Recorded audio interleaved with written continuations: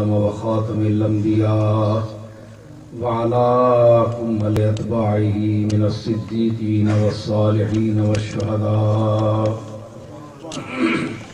أما بعد فأعوذ بالله من الشيطان الرجيم. بسم الله الرحمن الرحيم. وما أرسلناك إلا رحمة للعالمين.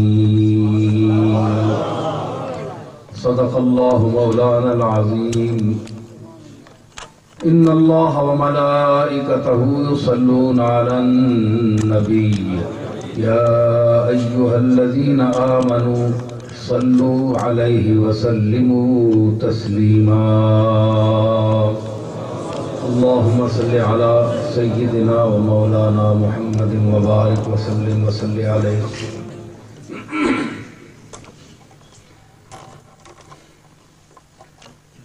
معزز علماء کرام، سامعین اعظام، دور دراز سے تشریف لائے ہوئے باذوق، زندہ دل اور نسبت والے حضرات، اس موقع کہ حضور سید عالم فخر رسولان سلف مدار شرف سید المرسلین شافع یوم نشور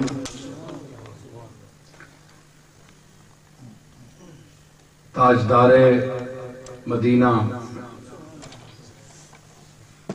جناب محمد الرسول اللہ صلی اللہ تعالی علیہ وسلم کی تشریف آوری کا، اس دنیا میں تشریف آوری کا یہ مہینہ ہے.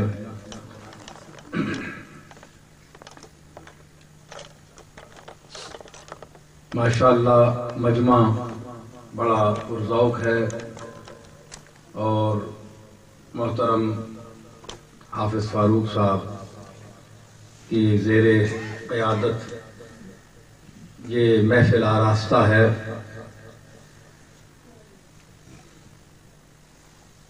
یہاں برطانیہ کی بڑی بڑی معروف شخصیات تشریف فرما ہیں، علماء کرام بھی بیٹھے ہیں، خطباء اعظام بھی بیٹھے ہیں، بڑے بڑے خطیب بیٹھے ہیں، بہت عمدہ بولنے والے، مجھ سے کہیں بہتر بولنے والے بیٹھے ہیں. مورا ہوں ہنر سے میں، سراپا عیب ہوں اکبر. مورا ہوں ہنر سے میں، سراپا عیب ہوں اکبر. عنایت ہے احبا کی اگر اچھا سمجھتے ہیں.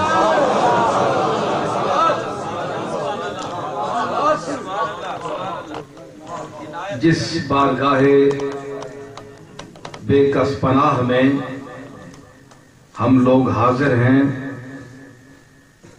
وہ ذات افصح العرب والعجم ہے. کیا مدح کف خاک سے ہو نور خدا کی، کیا مدح کف خاک سے ہو نور خدا کی. لکنت یہی کرتی ہیں زبان فصحا کی.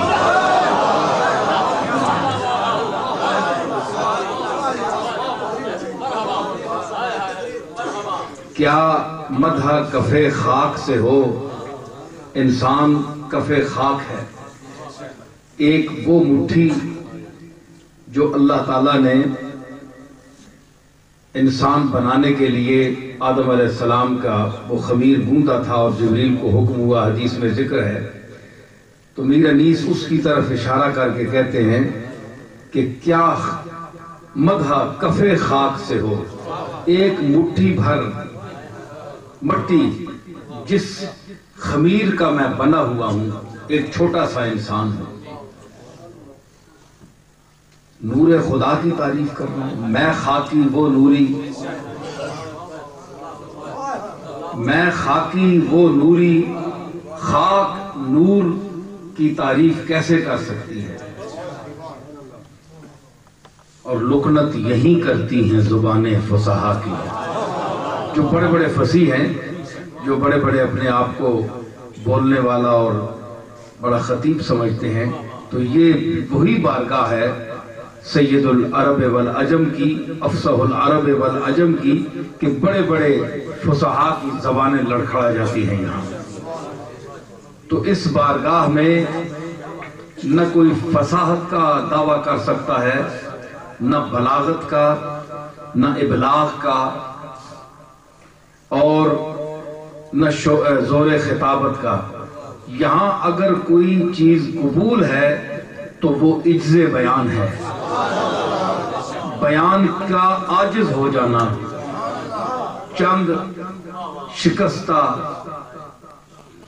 ٹوٹے پھوٹے الفاظ جو ہیں وہ آپ کی بارگاہ میں قبول ہو جائیں۔ ہاں، مجھے صاحب کا ایک شعر یاد آ رہا ہے۔ صاحب تبریزی کہتا ہے کہ کیوں میں نے کہا کیونکہ یہ شکستہ نواز ہیں، یہ بارگاہ، یہ ذات شکستہ نواز ہے۔ شکستہ کس کو ہے؟ جو ٹوٹا ہوا ہو، جس کا دل ٹوٹا ہوا ہو، جو خود ٹوٹا ہوا ہو، جس کی دنیا اجڑی ہوئی ہو، اس کی دنیا بسانے والا اس مہینے میں تشریف لے آیا ہے۔ سمجھ آئی نا؟ تو صاحب نے کہا تھا، صاحب بدل شکستگیے خود غمی مباش، صاحب بدل شکستگیے خود غمی مباش، کان زلف را شکستہ نوازا فریدم،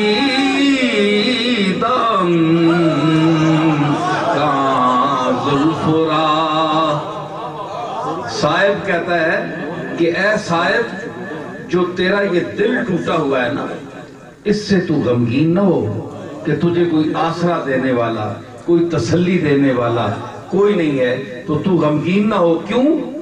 کان زلف را شکستہ نواز آفریدند، شکستگی جو ہے اس کا معنی توڑنا بھی ہے، اور جو ہلکا ہوتا ہے زلف کا اس کو بھی شکستہ کہتے ہیں فارسی زبان میں۔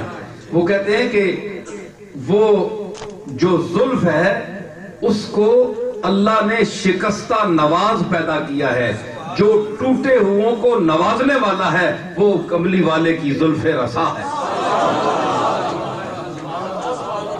اس لیے تو غمگین نہ ہو۔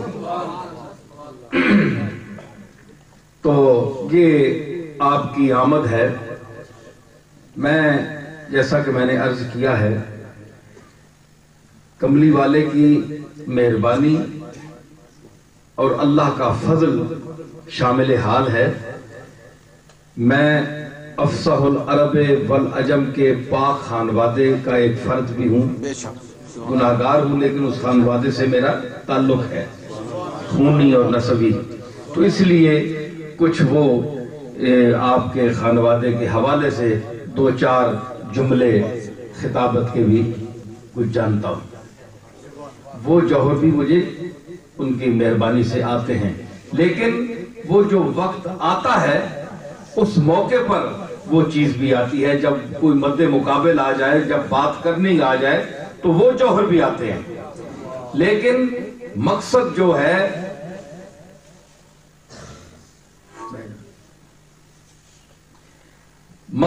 ہے وہ آپ تک پیغام پہنچانا ہے۔ مقصد آپ تک پیغام پہنچانا ہے۔ اس کو سیٹ کریں آواز کو۔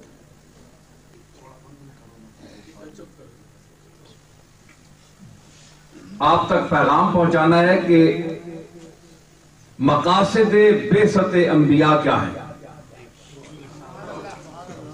مبعوث ہوئے، حضور دنیا میں تشریف لائے، تو آپ کے آنے کا مقصد کیا ہے؟ بھائی خوشی تو آپ منا رہے ہیں، آپ تشریف لے آئے، لیکن آپ کیوں آئے؟ کوئی فساد تھا، کوئی نقصان تھا، کوئی ضلالت تھی، کوئی گمراہی تھی، اس کو مٹانے کے لیے، ظلمت تھی اس کو نور میں بدلنے کے لیے تشریف لائے. تو لوگ کہتے ہیں کہ میلاد منانے کا کیا مقصد ہے؟ بعض لوگ کہتے ہیں، مختلف رائے ہیں لوگوں کی. تو اصل میں میلاد رسول منانے کا مقصد اجتماع ہے کہ امت اکٹھی ہو. علماء حق، علماء خیر، یہ ضروری ہے. علماء خیر، کیونکہ خیر کا تعلق ہے سراپا خیر. سید الورا، خیر الورا کا ذکر خیر ہے، تو اس بارگاہ سے خیر بھی اسی وقت دامن میں پڑتی ہے جب خیر کا ذکر خیر کے الفاظ میں کیا جائے. اور ہمیں پتہ ہو کہ ہمارے سامعین کیا سننا چاہتے ہیں، اور حضور علیہ الصلوۃ والسلام جو تشریف لائے ہیں وہ کیا کہنا چاہتے ہیں، آپ کا پیغام کیا ہے. یہ میلاد کا مقصد ہے، ایک موقع ہے. تو اس میں بعض لوگ کہتے ہیں جناب کہ اس کے منانے کی ضرورت نہیں ہے. تو مجھے بڑا افسوس ہے کہ ان لوگوں کی سوچ بڑی محدود ہے کہ میلاد شریف میں کیا ہوتا ہے. قرآن مجید کی تلاوت ہوتی ہے، حضور علیہ الصلوۃ والسلام کی احادیث مبارکہ کا ذکر ہوتا ہے، آپ کی سیرت طیبہ کا ذکر ہوتا ہے. تو چراغاں بھی ہوتا ہے. کیوں کہ دل کے اندھیرے کو روشنی میں جو ذات بدلے، جو ظلمت کدے دل کو نورانی محفل بنا دے، منور فرما دے، تو اس کے لیے اگر ظاہری چراغ ہم روشن کر لیں تو اس میں کیا کوئی قباحت ہے؟ جس نے ہمارے اندھیرے سے بھرے ہوئے دل کو منور کر دیا. آپ یہ بھی تو دیکھیں نا کہ آپ کے دل کو بھی تو اسی ذات نے منور کیا ہے نا. تو ہم اگر کوئی چراغاں کر لیتے ہیں، کہتے ہیں جناب فضول خرچی ہے. فضول خرچی تو یہ دن کو جو سورج چڑھتا ہے یہ بھی فضول خرچی ہے، یہ بھی تو فضول خرچی ہے نا.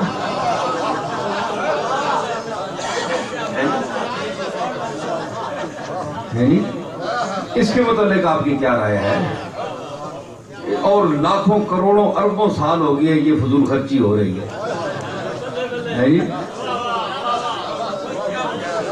تو دیکھیں نا،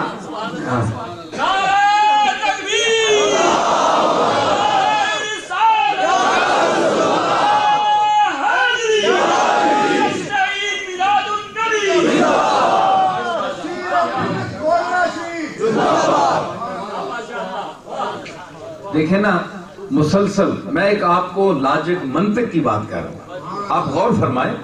میں وہ اس دوسرے انداز میں جب اپنی مستی اور ذوق کی دنیا میں آؤں گا پھر آپ کو میں باتیں سناؤں گا، لیکن ابھی آپ بات سنیں میری، جو آپ کے دماغ جو سمجھ رہے ہیں اور جس کو بڑا ذہین ہونے کا دعویٰ ہے، جو اپنے آپ کو بڑا جینیس سمجھ